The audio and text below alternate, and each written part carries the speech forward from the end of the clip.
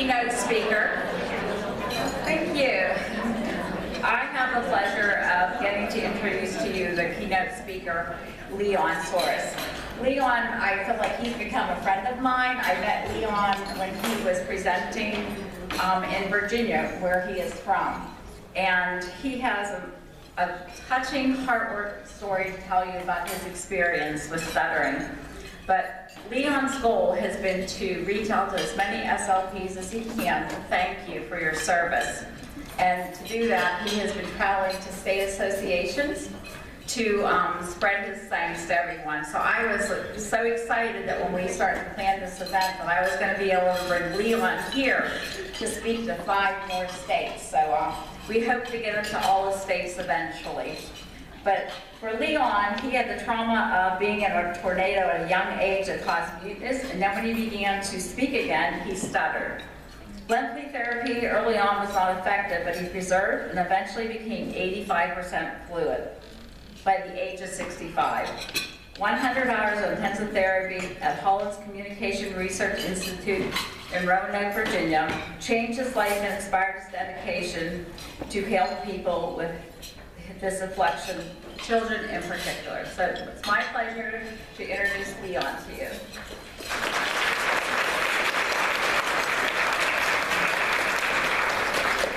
Thank you for the kind introduction, Diane. Ladies and gentlemen, good afternoon.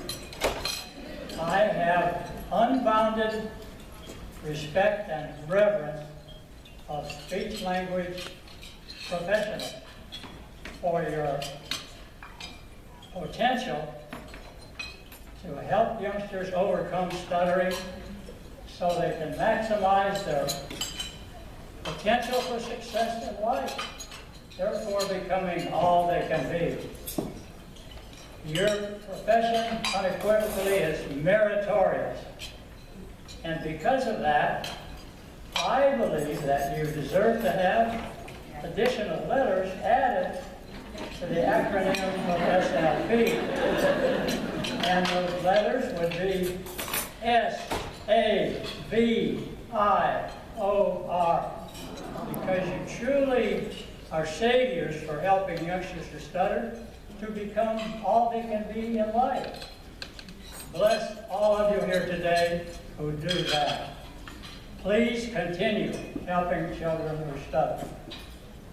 My stuttering began in 1938. I was 3 years old. I was in a car with my mother and 2 other women. We were parking behind a farmhouse to purchase eggs and butter. And I was into chickens at that stage of my life. And unbeknownst to us, at the start of a devastating and deadly tornado. The car was rocking back and forth from the fierce wind and the rain coming down. But I was gazing at the chicken house. And all at once the tornado ripped the roof off the chicken house. And the air was full of chickens and feathers.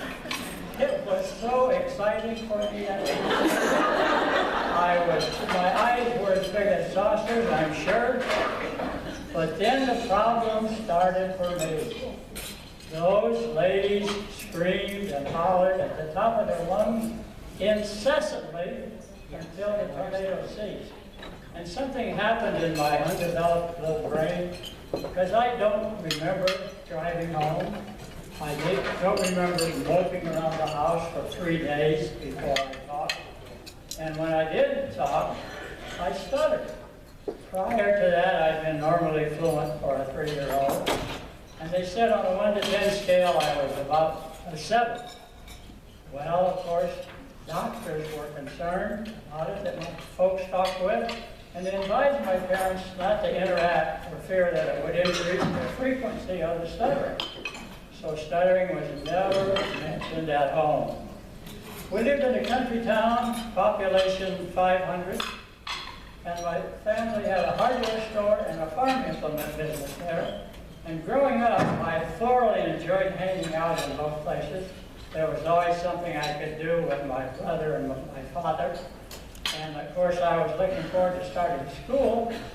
And I started school the first time at age 6, but was soon diagnosed with rheumatic fever. so I was withdrawn and bedfast for a year. Restarted school at age 7, and school was wonderful. Terrific teacher, and I even excelled academically due to her help more than my little brain, I'm certain. But after that, I was so concerned because in the 3rd grade, the other youngsters, my classmates, called my attention to my stuttering. Immediately, I became embarrassed and ashamed and aware that I talked differently. And I thought that there was something mysteriously wrong with me because I didn't talk like the other children. So moving along, stuttering bothered me every morning before school. That's all I could think about was my speech problems. I couldn't accept it as though I just talked differently. I thought there was really something wrong with me. And I dropped out of Sunday school because I was embarrassed of how I talked. And I also began using starter words in substitution not too long after that. And at age 11, I saw my first car race. It was a midget car race on a dirt track. And those loud, colorful, fast cars sliding around the corners, throwing up rooster tails of dirt. And another thing with that hooked me was the engines used castor oil, and the exhaust, the aroma from that castor oil, was intoxicating. And by the end of the day, I had decided that I would drive race cars when I got older. And a major part of that decision was, I won't have to talk. I'll win races, I'll make money, my stuttering won't be a problem. I didn't tell anybody about my dream of church. Moved along, and stuttering took more and more control of my life. I found that the starter words and substitution temporarily helped in some situations, but I was a stutterer. Stuttering had taken control of my life. In the 8th grade, at age 15, standing beside my desk attempting to read from a book, the teacher and I was having blocks and repetitions, and I also, when I knew I had to talk in advance, I would break out in sweat from the fear of talking. I developed a tremendous fear of just speaking. And the teacher interrupted with, "Leon, I can't understand why you have such difficulty talking and reading.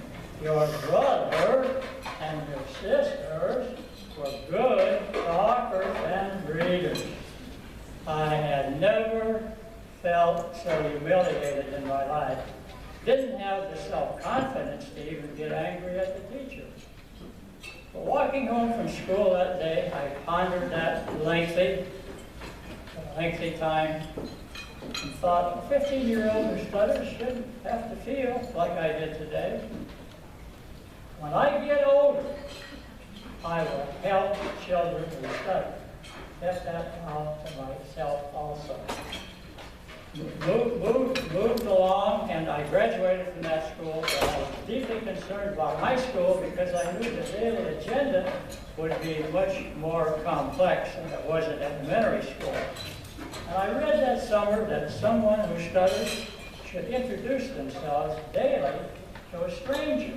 Well, there weren't any strangers in that town of 500, but I became a complimenter. Family members, and I did work in a hardware store from an early age, and I complimented customers. I found that that practice somewhat alleviated my own self-defeating feeling. In addition to that, at that stage in my life, my pet peeve was gossip. So if I couldn't say something good about someone, I wouldn't say anything at all, thinking that if I would become more likable as a youngster, perhaps in high school I wouldn't be ridiculed as much for my speech. Started high school, and my classmates were very kind, just wonderfully kind, few over 100. And I guess you could call me a congenial loner at that stage in my life. I didn't become a member of a clique, and I learned my classmates' first names. And yes, I did compliment them. But in high school, I didn't go to a dance, didn't go to a party, seldom had a date. Introductions were a struggle. Ordering from a menu, I would simply duplicate someone else's order. And the worst of all was when I would have to talk on the telephone. The telephone was an invention of the devil, for sure, for some reason. And I just struggled when I didn't interact much in speech. Academically, my grades regressed because of my hesitancy to express myself. And I became accomplished, if you will, at avoiding situations where talk would be required.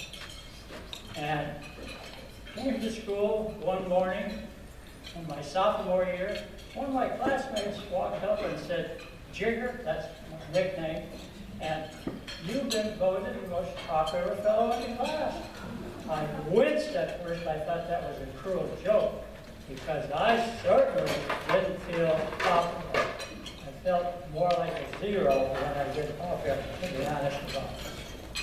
During this same period, an uncle of mine encouraged me to prepare for college so I could go to law school and be a partner with him in his law firm.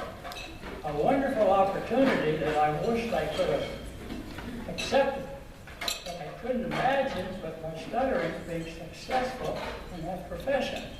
So I thanked my uncle, but said, "No, Uncle Sam, I'm going to do something else."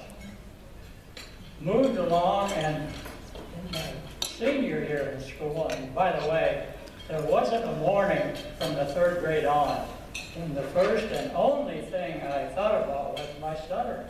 I just let stuttering back me into a corner. It unequivocally had taken control of my life. And the senior English teacher had me read a paper into a tape recorder and then played it back. She wanted it. So I want you to hear how you sound when you stutter. I do not know what her theory was, but it just made me feel all the more reduced and inferior.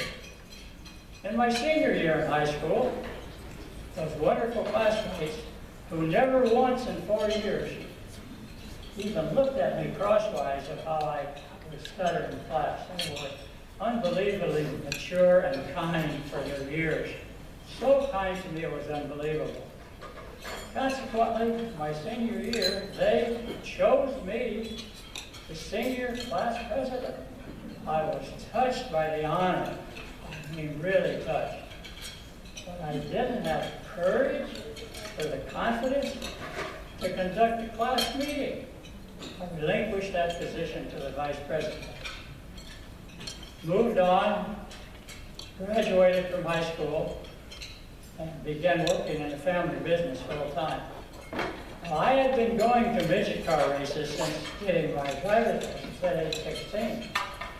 But I was ineffective at asking car owners or mechanics to give me a shot at running a race car. I imagined that because of my stuttering, they couldn't envision me as being a racing champion of the future. So I didn't have any success getting a race car to drive. My first year of high school in the family business, I received a letter from a classmate who'd gone on to college, inviting me to come spend a weekend with him on campus. Said he'd have a date for me, and we'd make a weekend of it socializing. I couldn't imagine enjoying that with my stuttering, and there wasn't time to respond with a letter. So I was also struggled on the telephone so bad that I didn't attempt a phone call. And I was living at home because I worked in the family business. And I was ashamed to use the phone at home. My folks would made fun of me talking on the phone with my stutter, but I felt so personally ashamed.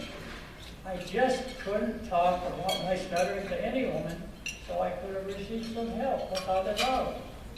So after the evening meal, I drove down to the family business and was on the telephone talking to Curly, my college buddy, and struggling with repetitions and blocks and sweating bullets.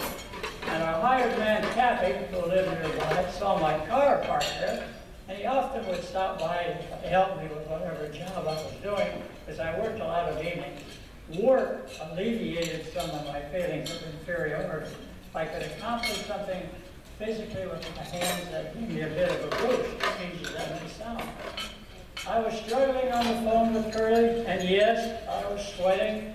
And Cappy walked in, he stopped in his tracks. He was stupefied, because we worked together every day, and with my starter words and substitution, and my sense of humor, I could fool most people into not realizing that I had an all-consuming, serious speech problem. Cappy walked over and said, "Jigger, slow down, relax, take your time." People just don't realize that it's just not that simple. Another example of how important it is today for youngsters who stutter to conquer it early in life. Moved along from that embarrassing phone call, and the next year the Army recruiters really got my attention with their slogan of "Join the Army, see the world, become a man." I felt more like a zero than a man, but I enlisted in the Army. And was soon in Chicago taking the physical exam.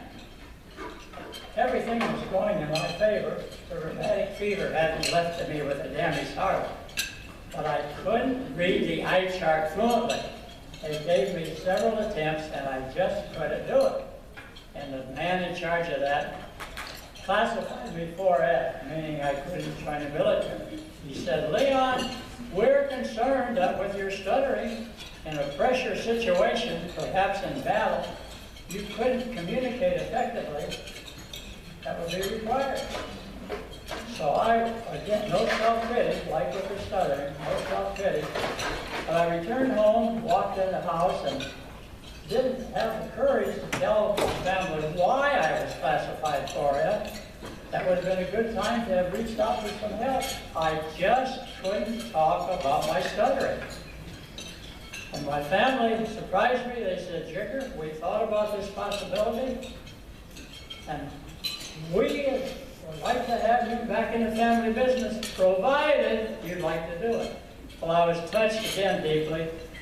I accepted their gracious offer, doubled down with learning the family business, all aspects of it, and I also doubled down with trying to find a race car to drive without success. And the next year, at age 22, a friend of our family had a son who also wanted to be a midget race car driver. They purchased him a car, and he would practice with that car in a field behind their house. And one day, Jackie turned that car over, broke his back, was a paraplegic the rest of his life. As soon as I heard about Jackie's plight, we'd been friends since we were young, I started going to visit him. And after a number of visits that were always enjoyable socially, they said, "We enjoy your visits, Jigger, but we think the real reason why you're here, you would like to drive that race car that you wrecked in the garage." I said, "Yes, I would like to drive that race car." They said, "Well, if you'll help us get it running, we'll give you your start in racing." Oh, we fixed that race car, got it running, and I quickly found out that it wasn't nearly as easy to drive a race car as it looks from the grandstand. Well, after 2 years of driving for them, there's no way to sugarcoat this. I was fired because they wanted to win races, and I simply didn't have the experience to win a race. So my second year, I was voted Rookie of the Year in this organization. That made me feel good, and it helped me get better cars to drive. And the next year, I drove a number of different cars. They all handled differently, but that diversified experience did wonders for my experience. And I was voted the most improved driver of the organization. But the plaque didn't mean that much to me. What meant the world to me was an owner of a rocket-fast midget race car asked me, mind you, if I would like to drive for him. would I like to drive for him? I shook him. He was a genius mechanic. The car was outstanding. It had a strong engine. It handled well. And this, I'm not about to boast. There is no boasting. It was the car. We clicked immediately. We competed in 49 programs, had 32 top 5 finishes, won 8 feature events. And by the way, egotism was never a part of that. After I would win a feature and I returned home with my driver's uniform still on, I would kneel down on the grass and thank the Lord for our good fortune of the event. It meant that much to me. We also won the season championship in 1961. And I was filled with enthusiasm for the future. I knew I had just made my first step toward making it to Indy. But in addition to these positive, inspiring, ebullient feelings, I had a trepidation, a mountain-sized amount of trepidation, because I'd be honored at 2 banquets. Had to make an acceptance speech at a banquet. Well, the first banquet, just 200 people were there, and I knew almost everyone. I was sweating bullets again from the fear of talking and repetitions and blocks right and left. And the MC was a friend. He walked over, actually put his hand on my shoulder, and he said, "Jigger, everyone here knows you have a little speech problem. Just slow down, relax, take your time. Red, it doesn't work like that." I survived the night, but I was really suffering. The mountain of trepidation increased because the next banquet would be in Chicago proper at a professional banquet facility. They were honoring driving champions from across the United States, including the races at the Daytona 500 and Indianapolis 500. Now, I knew that I needed this exposure because out of the Midwest, no one knew who Jigger was. And publicity is important in racing so you can get opportunities to drive for top-notch teams that have good cars. Well, I really struggled. I was so concerned about this big banquet, I didn't invite my sweet little girlfriend. I wish I had the fortune to have one at that time. Nor did I invite any of my family members. I went alone. Large facility, received my plaque and some kind words in a perfunctory manner when you accomplish something. Stepped up to the microphone. Ladies and gentlemen, I had the longest and interminable length of time block I ever had in my life. Couldn't make a peep. And then the complexity of stuttering came to the fore. Ladies and gentlemen, please excuse me. Sometimes I have a speech problem. There was momentary silence. And then, over 500 people, they didn't stand up, they jumped up. They were high-fiving, they were clapping. I had never heard so much commotion in my life. I was mortified, 100% so. Had there been a window there, I would have sailed right out of it, I'm sure. I was just beside myself. But then, divine intervention, the Lord informed me. They thought I was trying to be funny. I simply said, "Thank you," and sat down. When the National Publication of Racing came out the following month, it stated in there, the most entertaining and unique acceptance speech was that of Jigger Soroy's. Well, I'll agree, it was unique, but it certainly wasn't entertaining for me. I knew that it was time for me to move along with my racing career and increase the competition I was racing with. And I left the family business, so I moved to a city of 75,000 people. Big step for a fellow my age, at 27. And I had the phone number of one of these car owners on the national circuit. But the telephone continued to have me tucked into a corner. I still stuttered. And I thought, if I call this big-time car owner and I stutter, he's going to think, this guy can't be a good race car driver, because people didn't understand much about stuttering then. So on my first day off work, I made the 6-hour round-trip drive, 180 miles, to this owner's body shop in Kenosha, Wisconsin. In the wintertime, by the time I got there, the snow was over ankle deep. It was blizzard condition. I popped in the door of Harry's body shop and he exclaimed, "Jigger, what are you doing up here on this kind of a day?" I said, "Harry, I've come to ask you if I could drive your car on the national circuit." "Well," he said, "why didn't you call me?" I said, "Harry, I wanted to look you in the eye and shake your hand when you told me I could." Well, he said, "No one has ever made such an effort to ask me to drive my car." He said, "I've seen you perform." He said, "You're serious?" And he said, "You do have potential."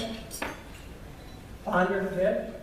"Yes," he said, "we'll team up." Oh, I shook his right arm until his hand almost fell off as well.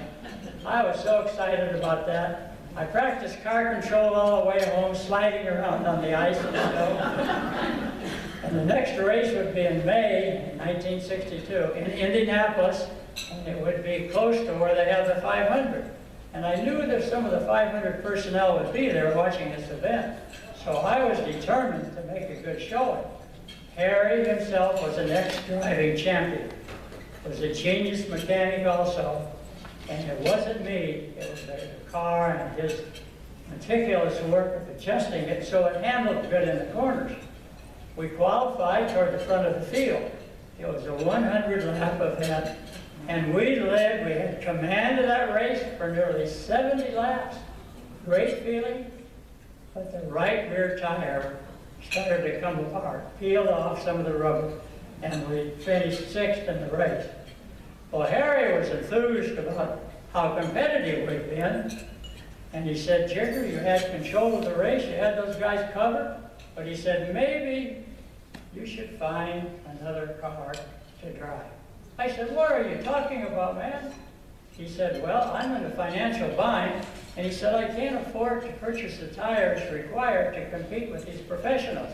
I said, "I don't care about that." I said, "I'm getting the experience I need. I want to stick with you." "Okay," he said, "if that's the way you feel." Excuse me. Had top 5 finishes. One night we set a track record, mostly due to his mentoring with technique.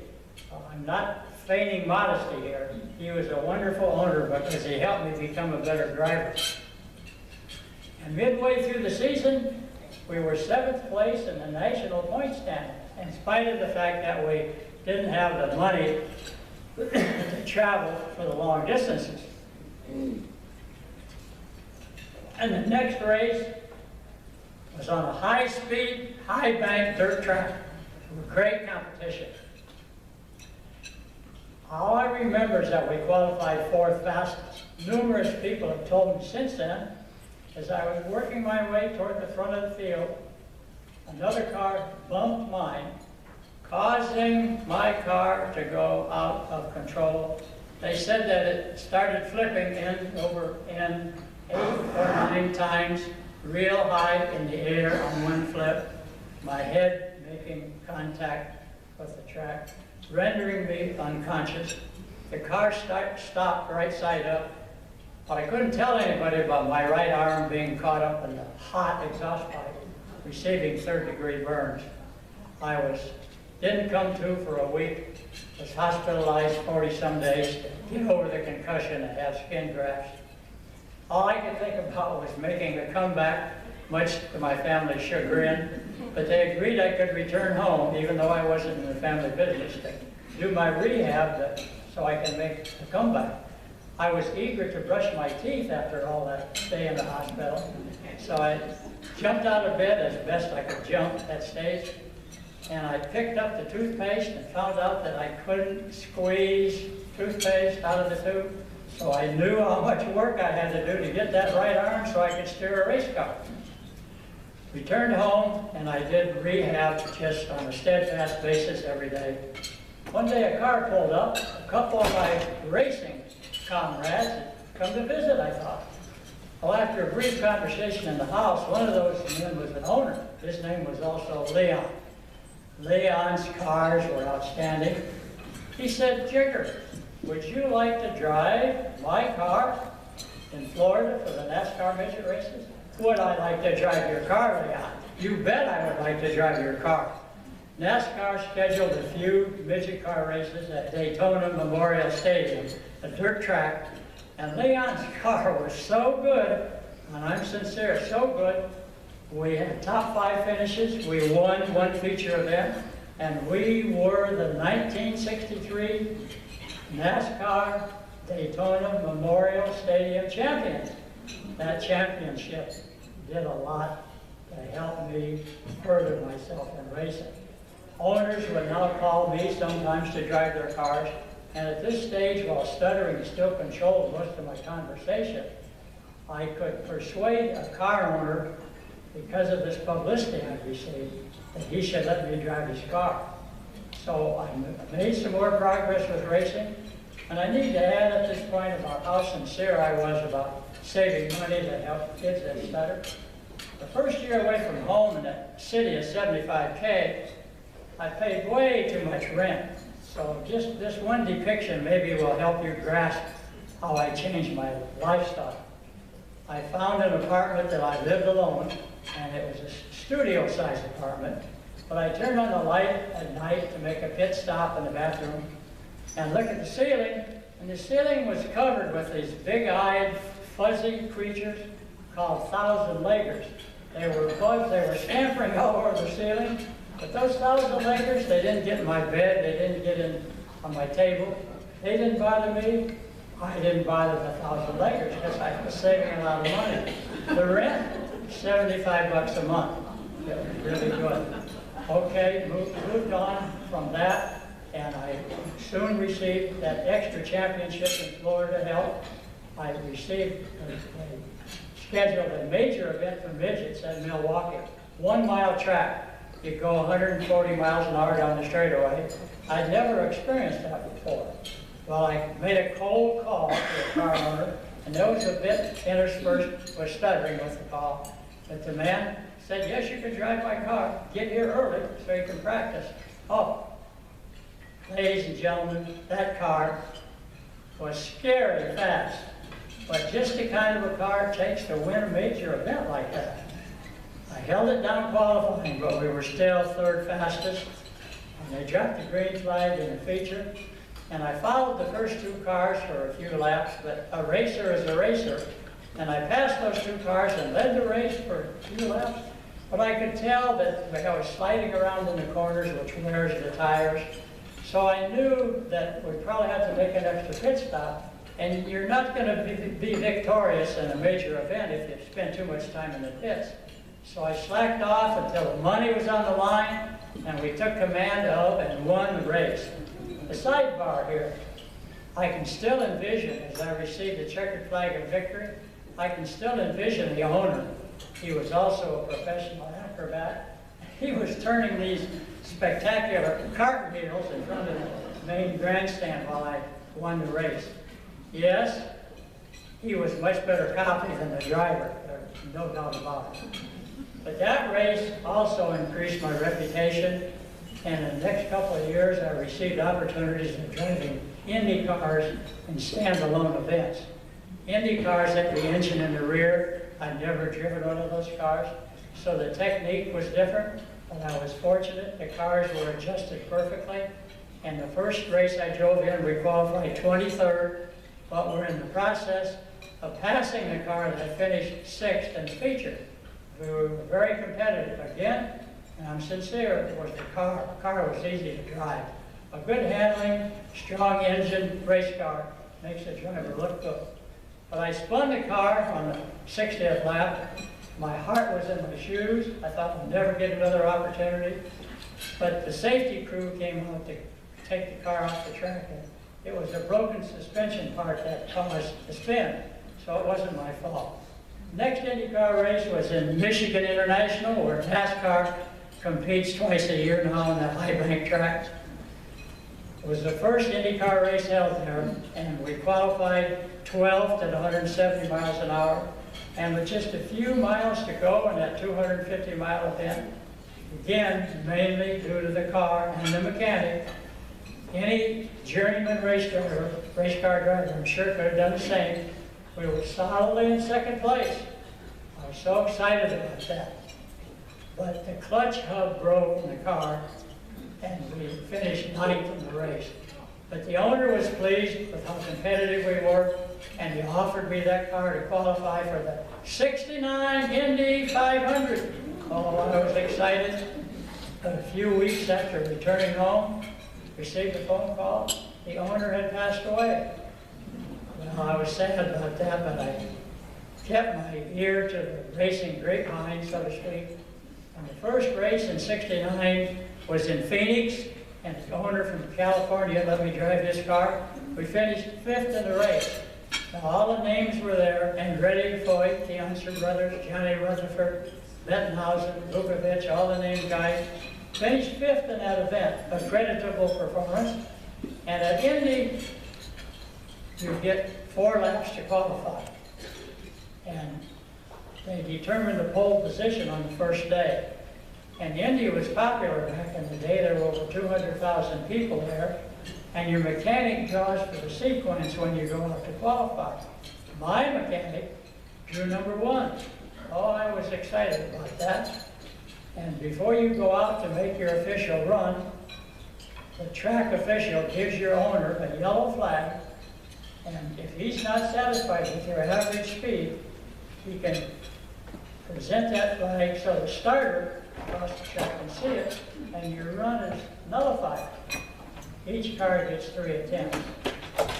Like it was yesterday, and I'm 82.5, but like it was yesterday, coming off the 4th corner at a little over 160 miles an hour, I could see the starter, checkered flag raised. I thought I'm going to get qualified for the '69 Indy 500. So I flashed across the finish line. I saw the owner display that yellow flag.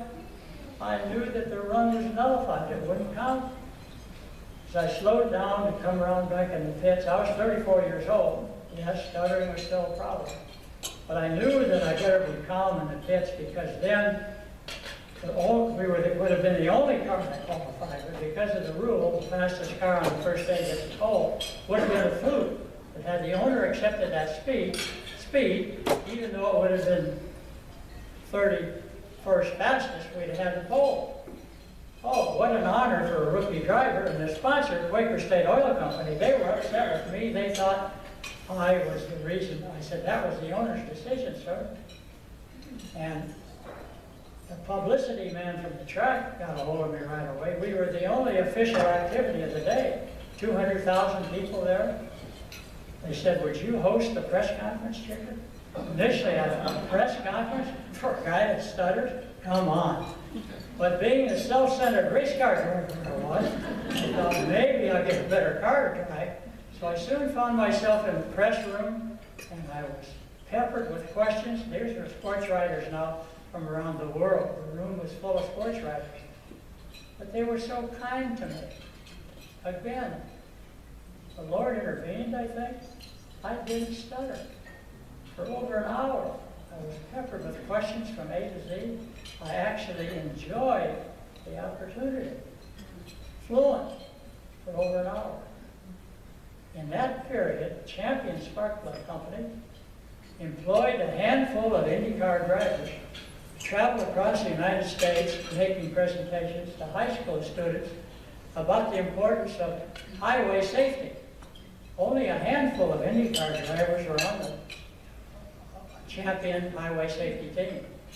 The director of that program, Dick McGeorge, had become a friend. Always said, Jigger, I heard you at the press conference. I want you on my highway safety team. Ladies and gentlemen, my brain at 34 years old, it was on overload or something. It was non-existent. My decision making was terrible. I turned him down. He asked me twice. The job paid a full salary, full benefits, and you can race as much as you want. They schedule your speaking gigs in between races. Some drivers, friends of mine, retired from champion after they got too old to drive. I just let stuttering take control of my life. Be most incomprehensible how I let stuttering back me into a corner. Turned that opportunity down. Following weekend, qualification attempt number 2 would have been 26 fastest. The crew waved that off too. Why didn't I find another car? Well, ladies and gentlemen, back in the day, there were at least a dozen drivers in the pits with their helmet at the ready. Would have given their right arm to drift the car ahead. So it was difficult to get a chance at the Indy. I stayed with the team. In the third attempt, the engine blew. So I didn't make the race that year. Because of that, and because I've been a decent guy with the bad luck I had, the racing media had a breakfast one morning and they invited me, and I had to quit my job, so my income was non-existent. The MC's describing this driver, and I thought, as I'm eating my eggs and potatoes, I thought, that sounds something like my career. Pretty soon they called me up, and they gave me the first Jigger Award. It's a sportsmanship award, and they still give that at the Speedway, but it's an award that no driver wants to win because you have to have some type of bad luck qualifying. But the best part about that was, through the years, even just recently, sports writers will call wondering if I'm still alive, basically. But I'll say, well, I'll answer any inquiries you have, or you put the contact information in there of the Stuttering Foundation. The point is, that Jigger Award, that botched qualifying attempt at Indy, has helped numerous children who stutter find the source of assistance because of the bad luck that happened at Indy years ago. Had somebody told me that day that this will help kids that stutter, I'd have thought they had a hole in their head. I just couldn't have imagined that. So continued on, in 2 other years at Indy, I did qualify for the starting 33. At the last day of qualifications, I got bumped out. It's called the bump process, 35th fastest. So I never made the Indy 500. Retired from IndyCar racing. Started driving late model stock cars for a gentleman sportsman from Indianapolis. Good car, we made money, it was enjoyable. But the second year with him, due to a mechanical failure and a crash into the retaining wall, I incurred a chronic inner ear concussion that caused vertigo to the point that I did try to compete twice after that. Both times I qualified well, but after a few laps in the feature event, I'd have vertigo to the point that I'd become nauseous. Had to stop in the pits and vomit. A driver that's not healthy doesn't belong in the sport, so I retired from racing altogether. An emotional day, I can assure you. Started work as a pipe fitter welder for a major oil company, Amoco. Enjoyed the work, enjoyed the people I worked with, and on an around-the-clock job for several days that was successful and saved money for the refinery. The superintendent called me aside and asked me if I would describe the welding technique to the other drivers, so in the future, other welders, see when you race, it affects everything you do the rest of your life. You just can't escape it. Once a racer, you're lost forever. So I couldn't say no, and I went back to the shop one day, and I was surrounded by about 20 fellow welders. Starter words, substitution, my sense of humor didn't help a tick. I had a full-blown stutterer at almost age 50. Sweating, in addition, I stumbled and stuttered it. I had empathy for my friends because at that stage of my life, I was at 50, with starter word substitution and my sense of humor. I couldn't fool my fellow welders because I couldn't use those self-defeating practices. I stuttered blatantly, there's no other excuse. They were embarrassed. I had empathy for them. It was just a struggle for me. Not too long after that, my mother called. She was right at 90 years old, lived an hour's drive away. She sounded concerned when she called. opened the door to her apartment, and the mother was holding up this magazine, and she was sobbing uncontrollably. I thought, well, Mom has some serious health issue. She started with, "Jigger, I am so sorry. Your dad and I didn't know. I've just been reading this article about how important therapy is for youngsters who stutter. Mother, you can't believe this balderdash that they print today in these magazines." I said, "That's not the case." I said, "Listen to me now, Mom. I'm not stuttering, am I?" She looked at me quizzically, and I went on some more. I did some more fibbing. I had become an accomplished prevaricator. I must admit that. She said, "Are you sure, Jigger?" I said, "Yes, Mom." I said, stuttering didn't affect me that much. Well, ironically, as you folks know, unequivocally, I had received a phone call in front of her and had read a newspaper article into it. She'd realized that her son was still a stutterer. But how can you blame your mom, for she was a wonderful mother.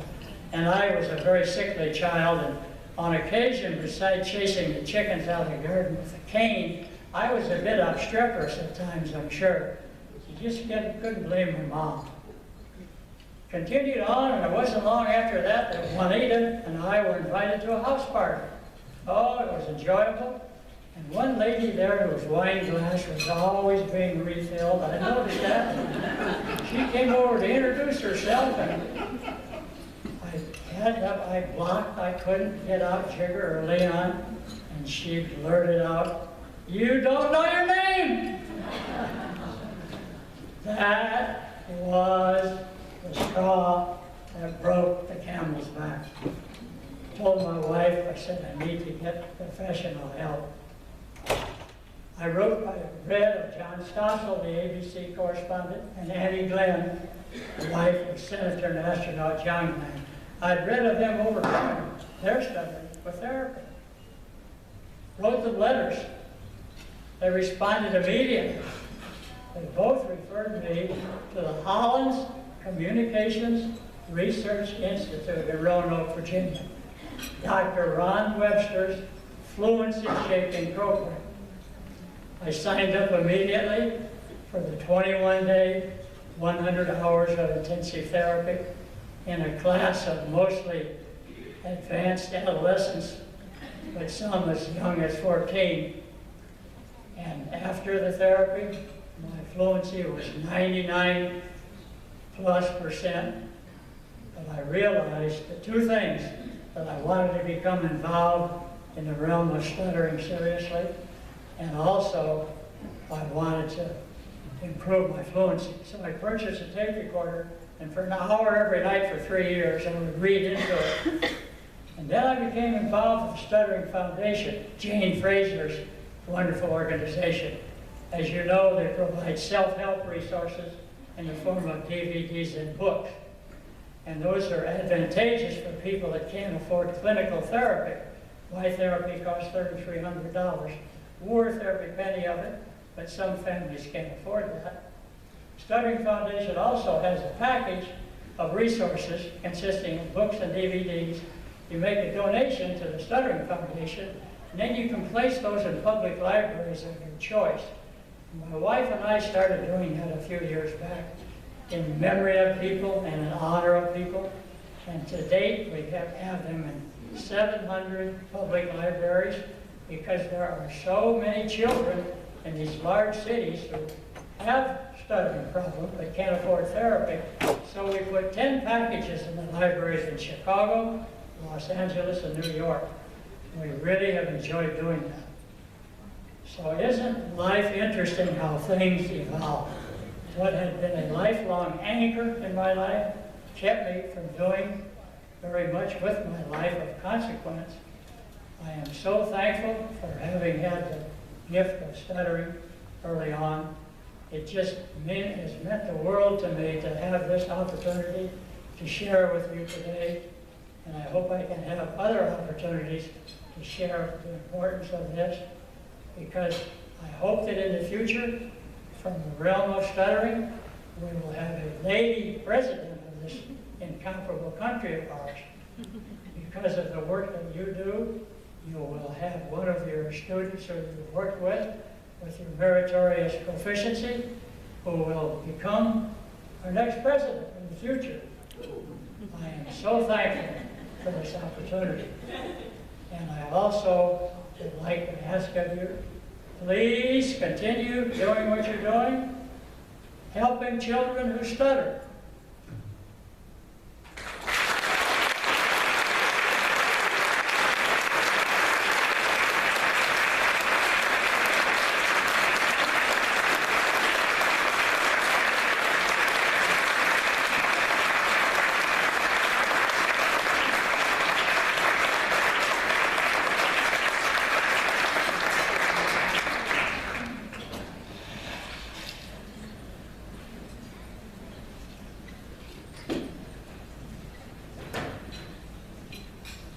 So now you've heard why I think Leon is such a special person and his love for the profession.